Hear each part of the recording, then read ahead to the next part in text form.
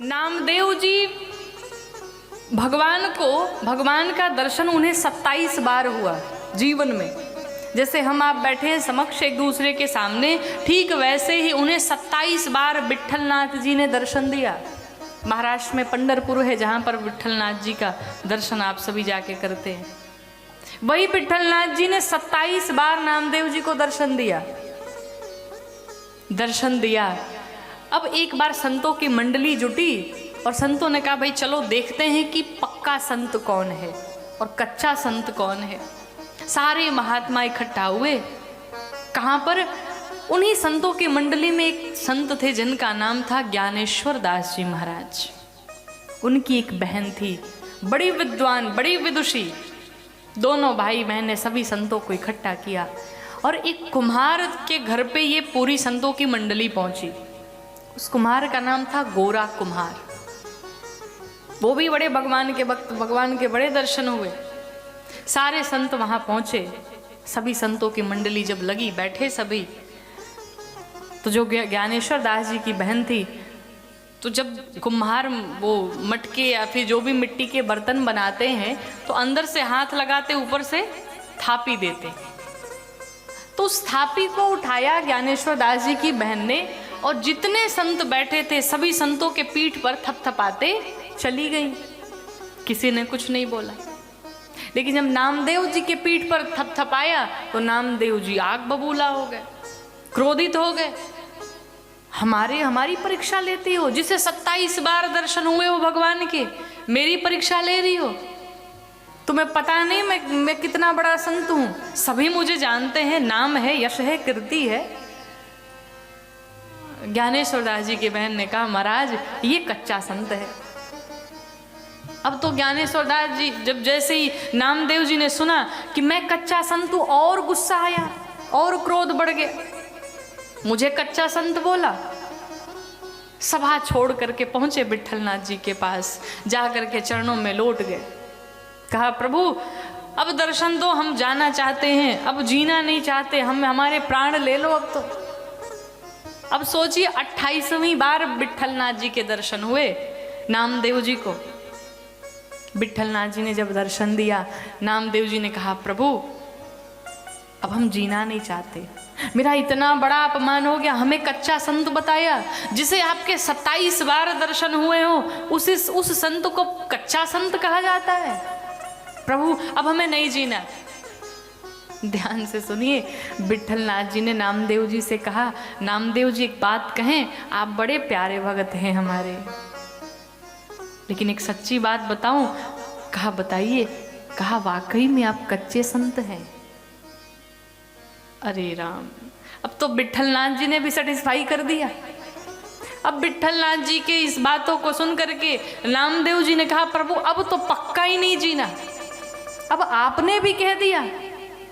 प्रभु जिसको आपके 27 बार दर्शन हो जाएं, क्या उस भक्त के भीतर कोई कमी होगी? भगवान ने कहा नामदेव तुमने अपनी भक्ति से, अपने प्रेम से हमें जीत लिया। हमारे दर्शन तुम जब बुलाओ तब मैं आता रहूंगा, आगे भी आऊंगा, लेकिन अभी थोड़ी सी कमी है तुम्हारे भीतर। तुमने डायरेक्ट मुझे पा लिया, तुम्हारे जीवन में कोई गुरु नहीं है, और जाओ तुम गुरु बनाओ पहले। नामदेव जी ने कहा प्रभु अब मेरा गुरु कौन बनेगा, आप ही बता दो। नामदेव जी से विट्ठलनाथ जी ने कहा जाओ जंगल में एक महाराज जी सो रहे हैं, उनका नाम है खेचर दास, जाओ उन्हें अपना गुरु बनाना। पहुंचे जंगल में, जाकर के देखा तो जो खेचर दास जी महाराज थे वो अपने पांवों को भगवान शिव जी के ऊपर रखे हुए थे। पांव शंकर जी के सिर पे, माथे पे रख के सो रहे थे। नामदेव जी ने कहा ये मेरा गुरु बनेगा?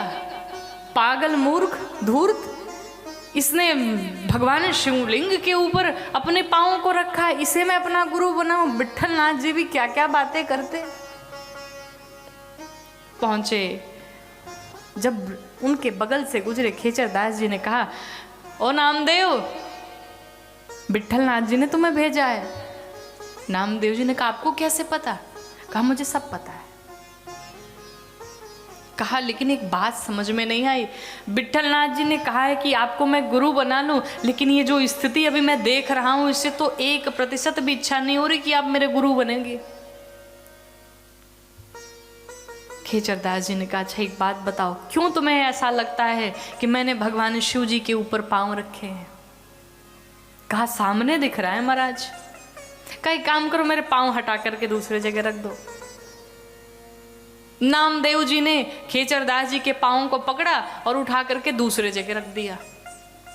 अब जब वहां रखा वहां भी शिवलिंग प्रकट हो गया, तीसरी जगह उठा के रखा वहां भी शिवलिंग प्रकट हो गया, चौथी जगह उठा के रखा वहां भी शिवलिंग प्रकट हो गया। नामदेव जी ने कहा ये क्या हो रहा है, हर जगह शिवलिंग। खेचरदास जी ने कहा यही तो तुम्हें समझना है।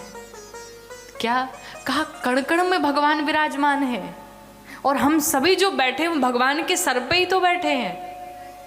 आप बताओ भगवान कहाँ नहीं है? तुम्हें लगता है कि विट्ठलनाथ जी मंदिर में हैं, लेकिन तुम्हें यह नहीं दिखता कि भगवान कण कण में है। बस तुम्हें यही सीख देनी थी। जिस प्रकार से जब हम चावल बनाते हैं, चावल पकाते हैं और उसे जिस भी पात्र में रखते हैं तो थोड़ा सा कच्चा ही चावल हम उतार देते हैं। क्यों? क्योंकि जानते हैं कि आधा तो ये भाप से पक जाएगा, 90% पक चुका है और 10% जो है वो भाप से पक जाएगा।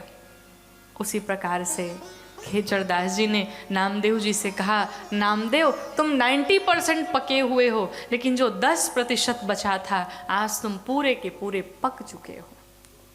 और तब से नामदेव जी को ये लग गया कि कण कण में भगवान है। तब से विट्ठलनाथ जी के मंदिर जाने की कोई आवश्यकता नहीं, जहां देखो वहां मेरे विट्ठलनाथ जी दर्शन दिए जा रहे हैं। और वही नामदेव जी एक बार जब भोजन करने के लिए बैठे, पात्र में रोटी लेकर के बैठे, सामने से एक कुत्ता आया और उस कुत्ते ने उस रोटी को लिया और निकल चला, लेकर के भाग गया। नामदेव जी उस कुत्ते के पीछे पीछे दौड़ पड़े। महाराज सूखी रोटी न खाओ, थोड़े घी चुपड़ लो उसमें, गले से नीचे नहीं उतरेगी। और वहीं पर उस कुत्ते में से विट्ठलनाथ जी भगवान दर्शन दे दिए। बोलिए विट्ठलनाथ भगवान की। उस कुत्ते में से भगवान के दर्शन हो गए। कहने का अर्थ है जीवन में जब तक सद्गुरु नहीं आएगा तब तक आप चाहे जितने भी बड़े भक्त बन ले, आपको ज्ञान मिलने वाला नहीं है। इसलिए अपने गुरु की खूब सेवा करिए, जितना हो सके अपने गुरु के आदेश का पालन किया जाए।